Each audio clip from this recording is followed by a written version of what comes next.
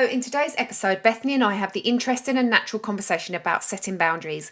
We've received numerous requests to discuss the important subject, particularly in the context of trauma and abusive relationships. As we delve into the depths of boundaries, we'll explore how trauma can impact your ability to establish and maintain them, the importance of knowing our core values, and the balance between setting boundaries and respecting others. So, grab a cuppa, sit back, and let's embark on the journey to understanding and creating healthy boundaries together. Welcome to The Secrets in the Powder Room, where we share stories and open up conversations about all the secrets women are forced to keep out of fear and shame. I'm Louise Bryant, professional certified coach, intuitive eating counsellor, and trauma-informed domestic abuse specialist and survivor. I'm here to support you on your healing journey and help you feel like you're not alone. This is not to be a replacement of your own professional medical and or legal advice. This podcast contains adult language and content. Listener discretion is advised.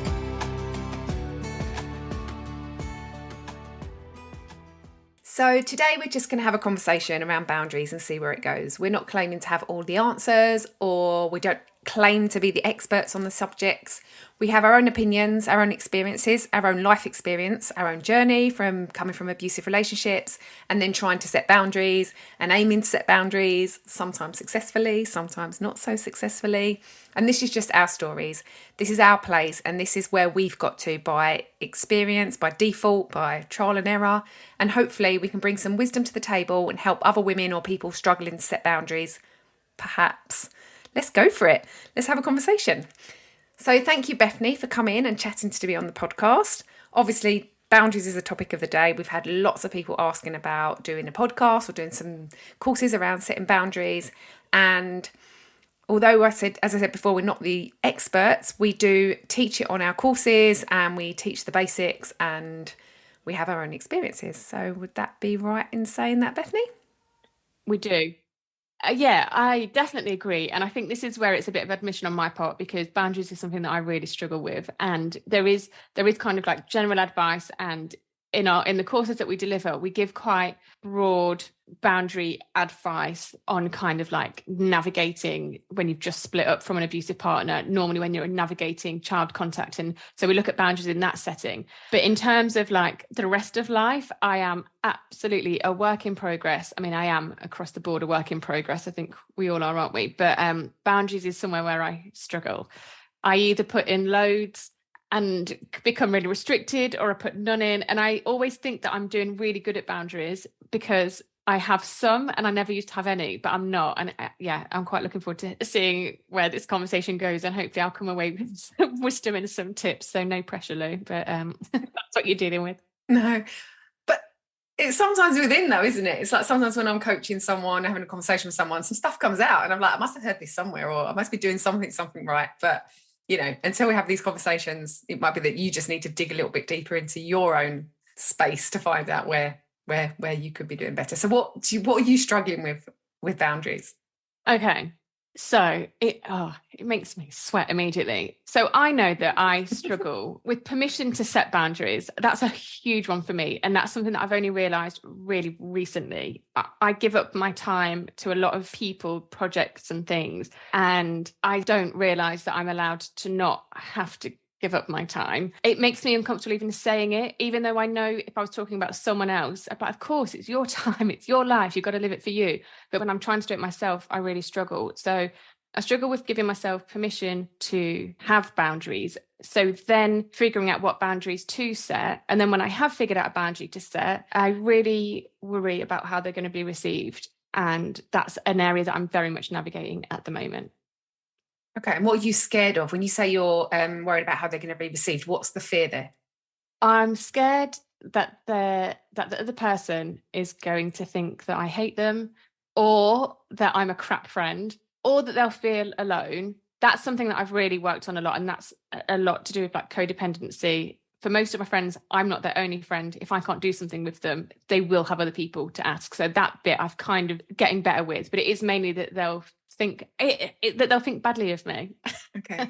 So what, you're scared of losing friendships, or that people are just going to dislike you? Yeah. That's real people pleaser stuff, isn't it? Yeah, absolutely. And what's the worst case scenario if you was to say no to somebody, Dave? Actually, not maybe what's the worst case scenario, but what sort of person, if you say no to something and they then don't like you for that, is that really somebody that is actually a dear friend? Do you know what? That feels like such an obvious question that I've never asked. I get so trapped in what I'm doing to them and the fact that I might hurt them, that's as far as I get. But no, they wouldn't be being a good friend if I couldn't do something. If they got cross with me just because I couldn't do something or didn't want to do something, that would be very non-understanding friend. So have you ever experienced that? Have you ever set a boundary and said no and you've lost a friendship out of it?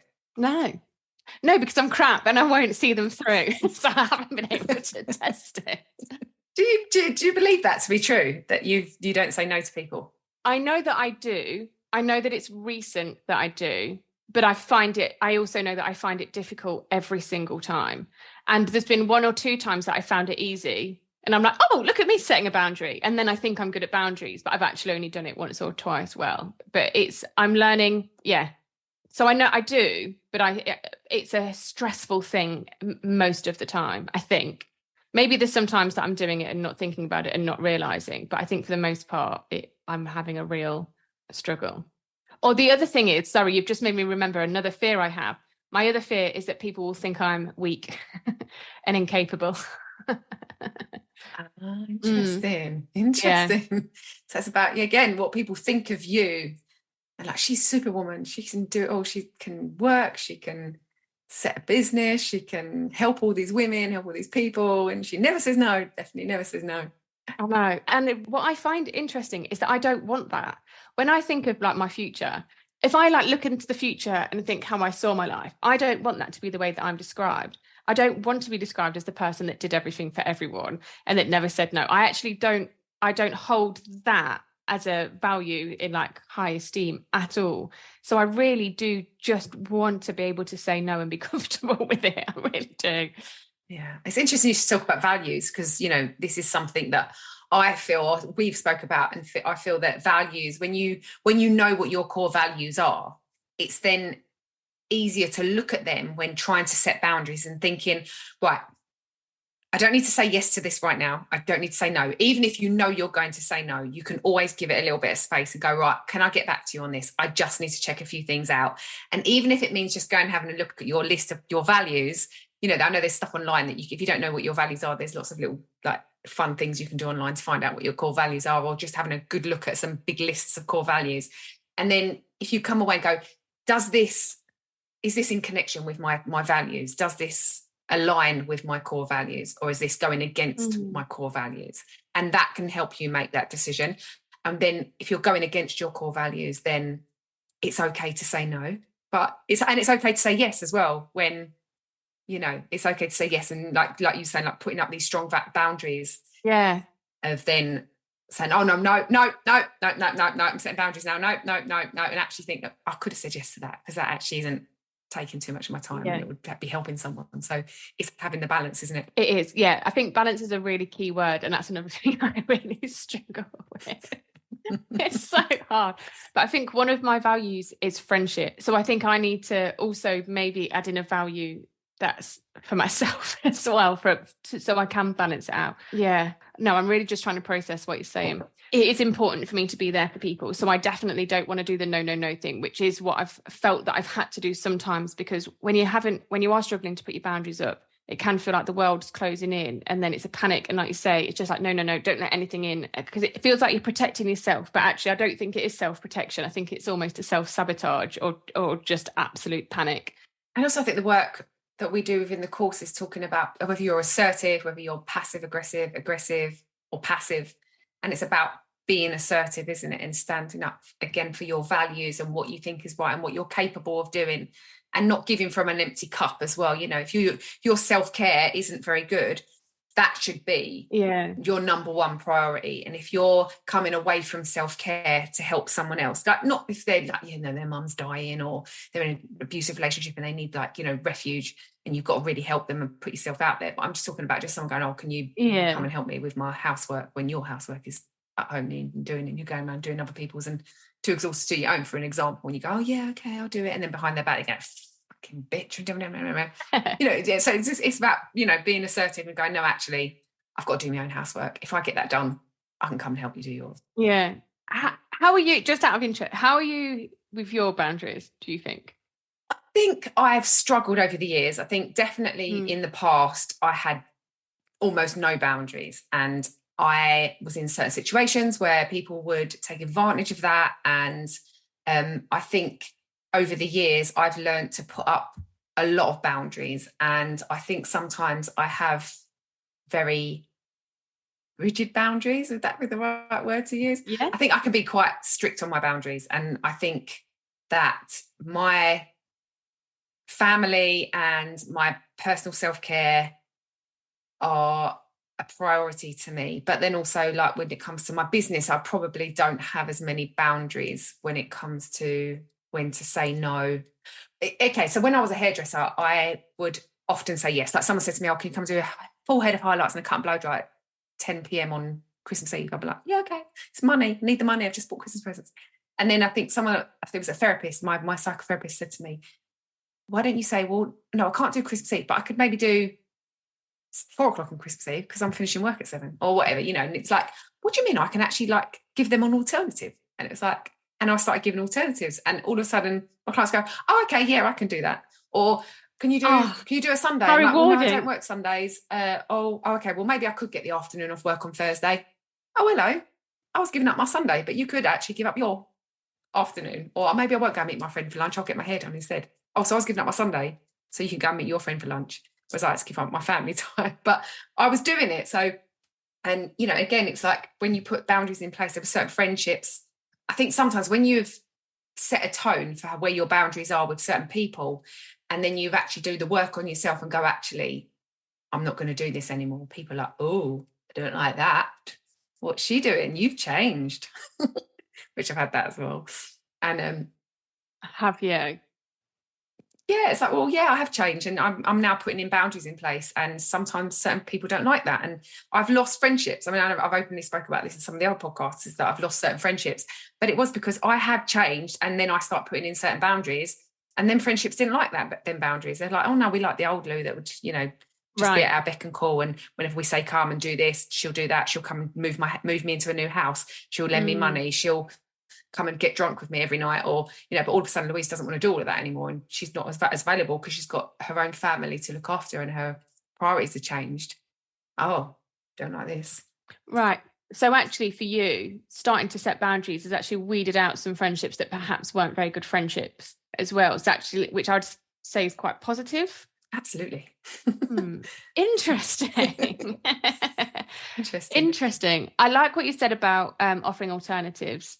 I think that's something that's like a really good, like, easing into setting boundaries, isn't it? And like that, I'm so pleased that you were able to like practice that and have it immediately rewarded. Like, you set a boundary, gave an alternative, and it went well. And I think that's really reassuring when that happens.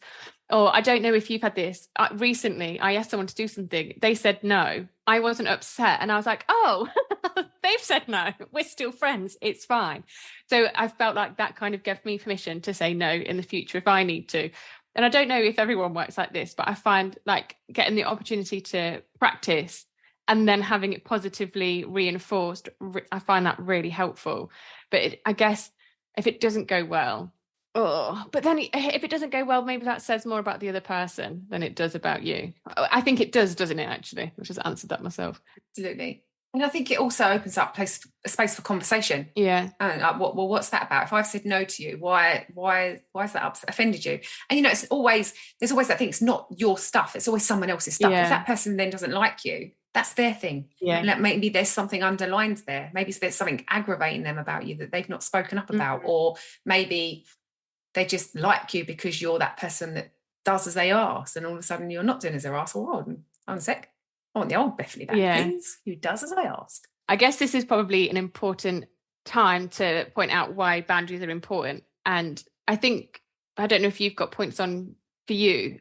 I know that for me, boundaries are important because I want to be able to do work that supports women, and I want to be able to have a successful business. I also want to spend time with my dog and my husband, and I also want to have time where I get downtime to like fill up my cup, like you said, with the self-care.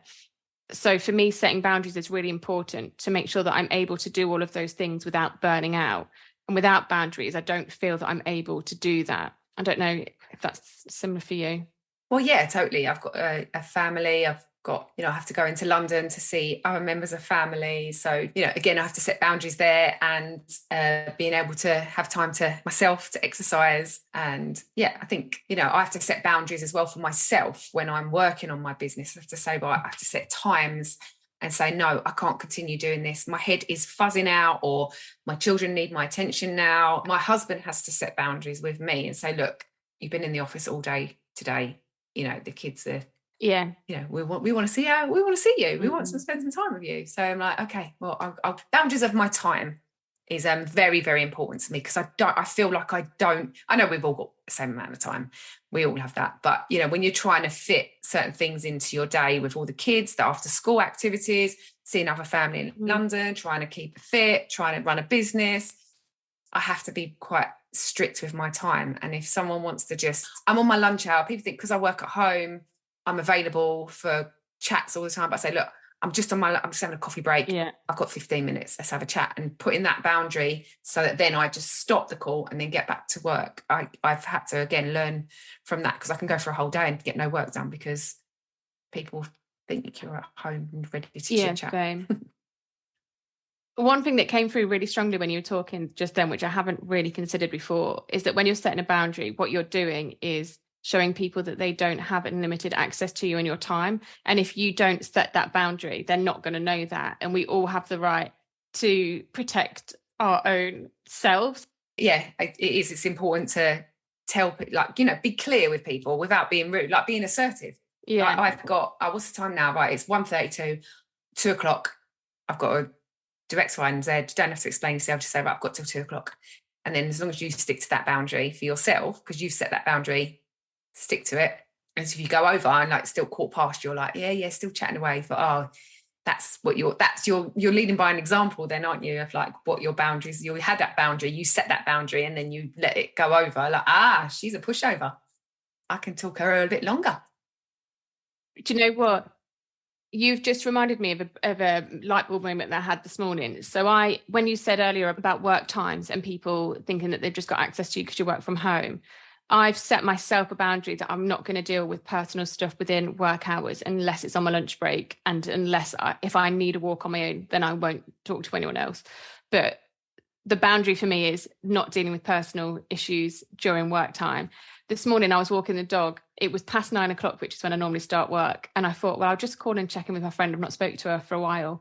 And I stopped myself because this particular friend often rings me during the day. And I used to get really annoyed. I'm like, oh, she knows I'm at work, blah, blah, blah. But it's not, a boundary isn't controlling someone else's behavior. It's your own.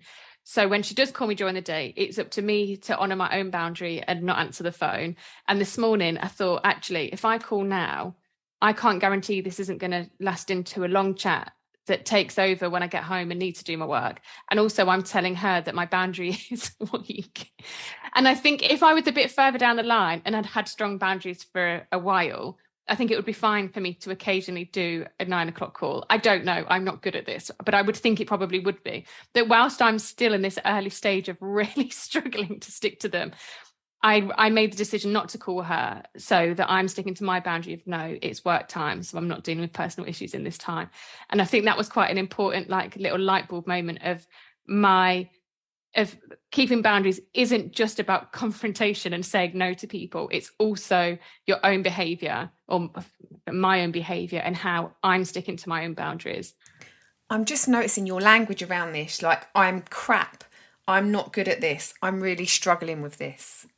That's your language around it. So the more you keep telling yourself you're crap at this, you're rubbish at this, then you're rubbish at it and you're crap at it. So if you start, I think you're actually doing amazing. And I think by you setting in them boundaries that you sound like you are setting, then I think you're doing a fantastic job. And you need to change your dialogue, because it becomes your self-fulfilling prophecy, and you'll always be crap at setting boundaries if you keep telling us and everyone else that you're crap at setting boundaries. So from today on, I set boundaries, I set healthy boundaries, and I'm great at it. Okay. Well, I set healthy boundaries and I'm great at it. I will believe it by the next time we speak. I really liked what you said about value, so checking in, and then the reason why you set the boundary. So for me, for this particular example with this friend, they're protecting my time, my work time is really important to me. So, but that was really helpful because I had that immediate reminder of why this boundary is important, which I found it easier to reinforce it. So maybe for other people that are struggling to set boundaries, first port of call, there might be something major that's going on that they know that boundaries need to be set around. Like if you're going through a separation, then there needs to be boundaries around the way that you're communicating and access and responding to phone calls and all that sort of thing, which we obviously cover in detail in the courses. And I think you've spoken about it in other podcasts as well, Louise. But when you're just looking at setting boundaries in general, if it's your first attempt, maybe looking at values, why it's important, what is it that you're trying to achieve? Like if you've got a project that you're working on, your boundaries might change for a little while. You might have to be prioritizing just your project and your partner in that little bit of time, or just your project and your child, or just your project and self-care. So everything else kind of falls down the wayside, and that might require different boundaries. So having that little reminder, I think, can be quite helpful. Look at me giving advice when I'm saying I can't set boundaries. I know. It's easy to give advice, isn't it? Then what you do is listen to the podcast and you go, oh, that was really good advice. I should listen to that.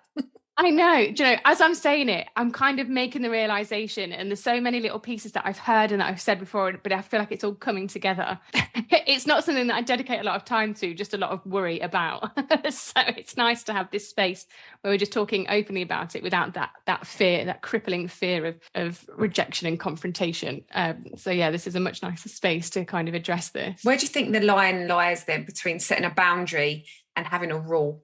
Ooh, so I really did a lot of thinking about this over the Jonah Hill incident recently. A lot of people listening will have heard, but for those that haven't, Jonah Hill's ex-girlfriend came out and said that he'd been coercively controlling her, screenshotted a lot of the conversations that those two had been having. And he was kind of saying, well, this is my boundary. But actually what he was doing was giving rules that he wanted her to live by to be in the relationship. So he was saying to her, you need to not post pictures of yourself in bikinis on Instagram. It's making me feel crap. And I don't want a girlfriend who's talking to single men, all these sorts of things. Now, he was saying that they were his boundaries and that he was entitled to have those boundaries. But what he was actually doing was giving rules to his partner, which is entirely different. He's not setting a boundary, is something that you set for yourself, your own parameters of what is okay for you and what's not okay for you. It's not about telling somebody else how they can behave. If somebody's constantly breaking your boundary, that's either because you've not set it well or because they're not good for you. And you have the choice then to walk away. So if I said to you, Louise, like, oh, you keep ringing me at 9:10, I actually don't speak to people after 9:00, but it's up to me whether or not I answer the phone. And at some point I could be like, do you know what, she's rang me 20 times, I've never answered, it's time 21, I'm gonna have to say to her, we can't do this anymore, or block you. You've got you can respond to it. Sorry, I shouldn't have done it about you. I won't block you. But if I'd been answering that phone call every single time, then I'm not really setting a boundary, am I? So it's not really on you. You're going to assume that it's fine for you to ring me at 9:10 because I'm constantly answering the phone. So, but the boundaries is about your own self, not about somebody else's behavior. So I'm just curious. So if someone's worried about setting a boundary with somebody, then obviously I asked you this question, but my thing would be, what are you scared of? And because obviously a lot of the stuff we've been talking about in the podcast recently have been around domestic abuse, and it's very difficult. I just want to, touch on this because of obviously the nature of the work that we do.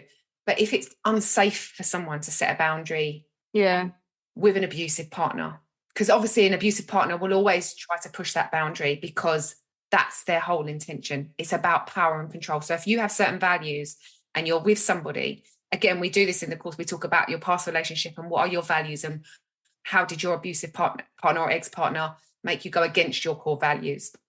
But when you're up against that, if this is something that's going on for someone in someone's life, there might not be an abusive relationship. There might have been a parent that they're unable to set boundaries with because that parent can turn aggressive, or a sibling or a friend. So and I would ask the question, so who is it that you're trying to, sort of going back to the conversations that we've had in certain groups and stuff, when women are saying, I'm really struggling to set boundaries, I would be curious to know, who is it that you're finding it hard to set that boundary with, and why is it difficult for you to set that boundary?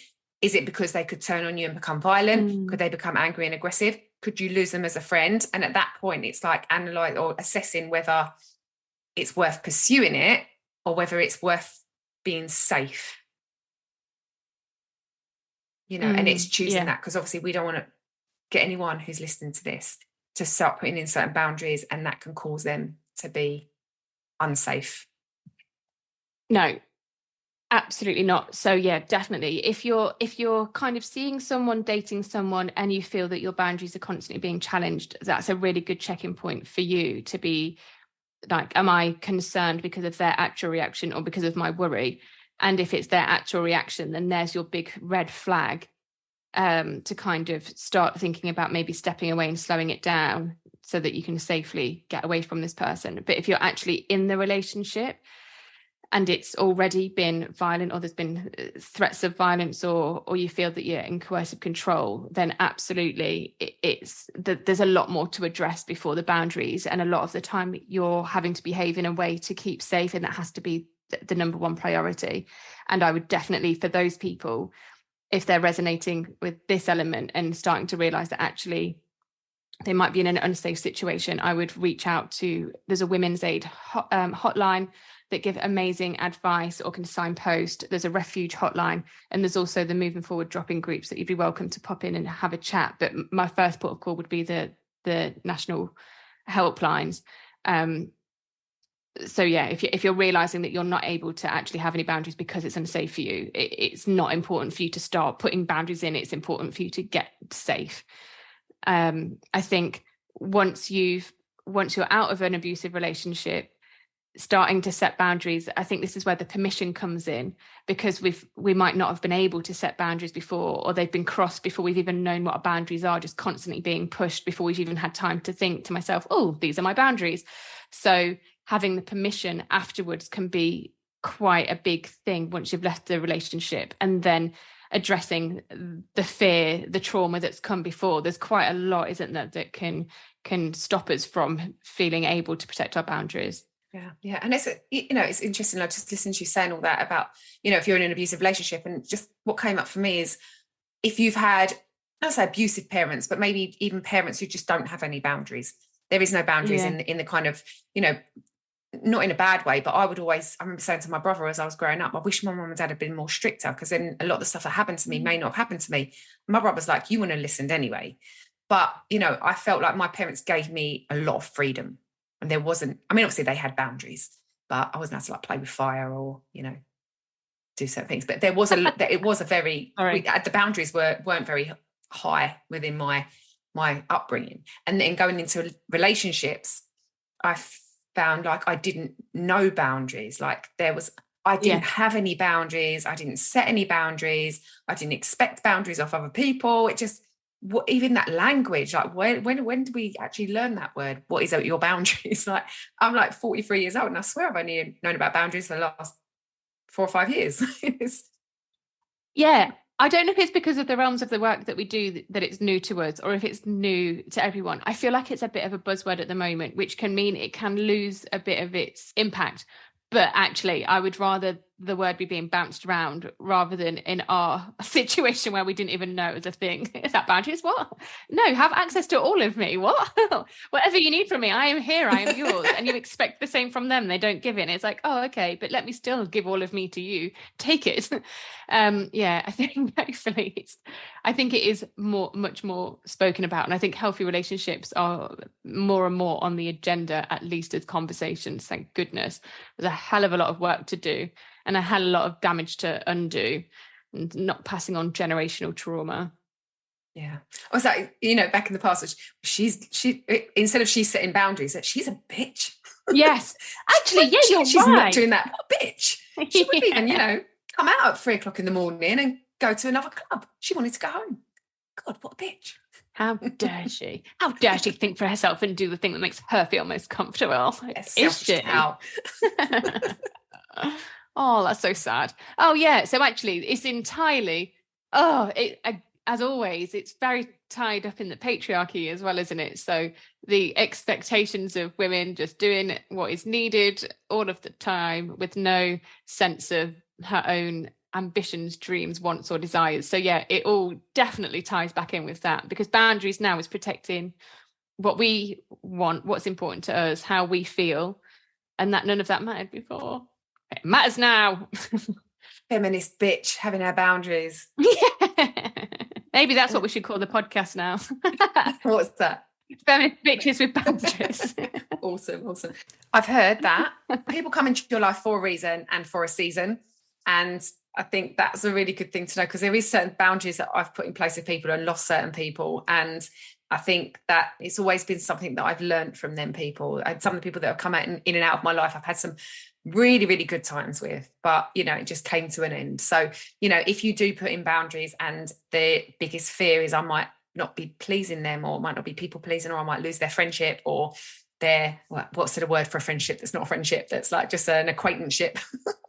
So to summarize thus far, boundaries can be difficult if you've been through trauma, if you've not felt that you've got permission, it's not safe to set boundaries. And for some people, it's still not safe to set boundaries. But in general, for people that are not currently in an abusive relationship, the trauma can impact that ability. We also have a responsibility for maintaining our boundaries. We can't put that responsibility onto everyone else. Sometimes people won't like our boundaries, but that's because you're doing something different that might unnerve them. And it might also mean that they're not your actual friend. Boundaries don't always have to be confrontational. If there's a lot of fear around boundaries, it's kind of about unpicking that and doing the work on yourself, because actually all of my worries are my own worries. They're very unlikely to actually come true. So I need to work on my worries, but still put my boundaries in. And other people put boundaries in. So why can't I? So I should be able to put boundaries in. Does that feel like it's covered all of the main points that we've... I think you've done a very good job there summarising, Bethany. Thank you. I've been really learning as we're going, really trying to take it in. So is there anything else you would like to add to this conversation before we wrap up? I feel like I've just had a therapy session and I'm very grateful for it. Thank you. You're very welcome. It's really nice to talk about boundaries whilst I'm not panicking about boundaries, because the only time I ever think about them is when I'm having a worry about setting one. So it's actually really nice, and to kind of put some logic behind it, acknowledge that there's emotion around it, that there are processes, that it is allowed. It's a very personal thing, but everybody has the right to have boundaries. I've just found all of that incredibly helpful. That we may need to do a part 2. I'll see what comes up for me over the next few weeks as I practice putting my boundaries in. And thank you. You're welcome. And, you know, I think that, you know, we can't pour from an empty cup, and you have to put your own oxygen mask on first. You have to fill yourself up. You have to make sure that your needs are being met, because you can't help other people if you're not okay. And if you're saying yes, constantly saying yes to people at the expense of your own personal care, your own self-care, your own, you know, rest, whatever that is, R&R, you know, you have to be okay. So if you're just give, and you feel like you're being taken. And also it's that sense of being, I'm doing this, but I'm resenting doing this. I'm doing this with hate. That's another way of like sort of checking in with whether you're doing something, whether you're setting a boundary, whether you're doing something that is something it's going against your values and that you shouldn't be doing. If you're going through it, like, oh, can't believe I said yes to that. I really don't have time for this. When I very first started setting boundaries, I would absolutely over apologize. So even though I was reinforcing my boundary, I actually wasn't, because I was apologizing so much that I was like laying myself out flat, saying I would literally die to do this thing, but I can't, because the reason I can't do it is blah, blah, blah, blah, blah, and over explain, which actually I think made me feel worse than just being like, oh, sorry, I can't on this occasion. And I think that can be something that actually makes you feel worse when setting a boundary. That definitely did for me when I was practicing. For instance, you and I, like, say, oh, we need to do a podcast. Let's just do more of these because people really like our podcast. They seem to be really popular. Let's do another one. You're like, well, I don't have the space to do it. Let's wait a month. Okay, that's fine. You know, if you're going to do one, fantastic. But if you can't do it, that's fine. We'll do it next month. Let me know when you're ready. I actually practice my boundaries with you. You're one of my safe people to practice.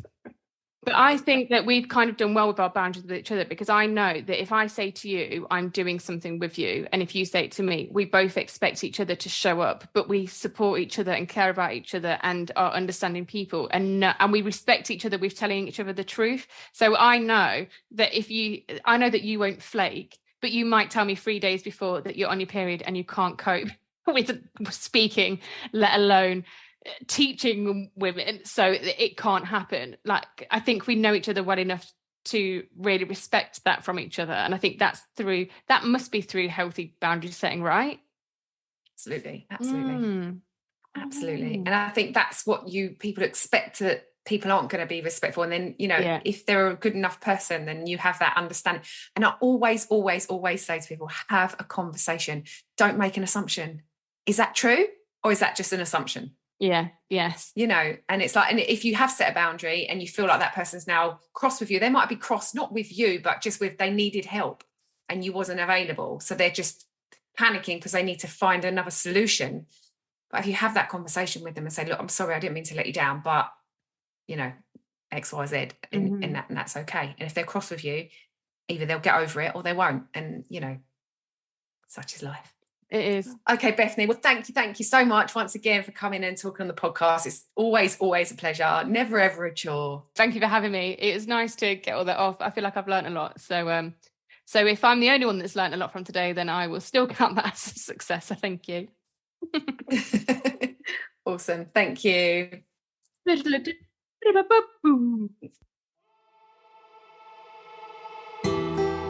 Thank you for listening to this episode of Secrets in the Powder Room. We hope you've gained valuable insight on setting healthy boundaries. Remember that boundaries are not barriers, they are tools for self-care and personal growth. Embrace the power of setting boundaries and watch out as it transforms your relationships and nurtures your own well-being. Tune in next time for the bonus episode with empowering content of setting boundaries. Until then, take care and be kind to yourself.